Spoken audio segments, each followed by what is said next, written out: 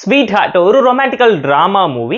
நம்ம ஹீரோவான ரியோ ராஜ் பாத்தீங்கன்னா ஹீரோயினை லவ் பண்ணி மேட்டர் ஆனதுனால ஹீரோயின் பிரெக்னன்ட் ஆயிராங்க. அதை அவாய்ட் பண்ணணும்னு ஒரு பக்கம் ஹீரோ துடிச்சுக்கிட்டு இருக்க, ஹீரோயினோட லவ் மேட்டர் ஹீரோயினோட அப்பாக்கு தெரிய வந்து ஹீரோயினை வீட்லயே பூட்டி வச்சு பண்ணக்கூடிய சம்பவம் என்ன, காதலிச்சதுனாலே கௌரவம் போச்சுன்னு ஃபீல் பண்ணிக்கிட்டு இருக்கக்கூடிய ஹீரோயினோட அப்பாக்கு உண்மை தெரிஞ்சிடக்கூடாது, இந்த குழந்தையை அபார்ட் பண்ணணும்னு போராடக்கூடிய ஹீரோட வாழ்க்கையில தொடர்ச்சியா நடக்கக்கூடிய சம்பவம் என்ன, இவங்க ரெண்டு பேரும் ஒண்ணு சேர்ந்தாங்களா, குழந்தையை அபார்ட் பண்ணாங்களா, வீட்டுல என்ன சம்பவம் நடந்துச்சுங்கிறத இந்த ஸ்வீட் ஹார்ட் மூவி பார்த்து நீங்க தெரிஞ்சுக்கோங்க. ஒரு ஆவரேஜான ரொமான்டிக்கல் டிராமா, ரொம்ப சிம்பிளா டேக் இட் ஈஸியா இருந்துச்சு. ஹீரோ எப்படி நடிச்சாருங்கிறத தாண்டி எத்தனை பேக்கெட் சிகரெட் பிடிச்சாருங்கிற லெவலுக்கு தான் மாடர்ன் ஜென்ரேஷனோட மைண்ட் செட்ல ஒரு லவ் டிராமாவை கிரியேட் பண்ணிருக்காங்க.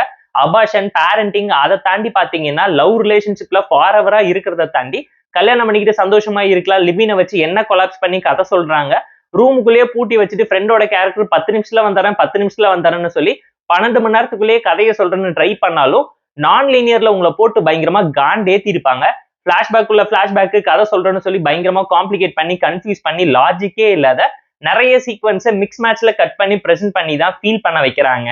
படத்தோட மெசேஜ் நல்லா இருந்துச்சு, எமோஷனல் டிராமா ஒர்க் அவுட் ஆயிருந்துச்சு, டச்சிங்கா ஃபீலபிளா நிறைய சீன்ஸ் இருந்தாலும் படத்தோட ஃபர்ஸ்ட் ஆஃப் பயங்கர ஆவரேஜா பிரெடிக்டபிளா சிம்பிளான டோன்ல தான் இருந்துச்சு.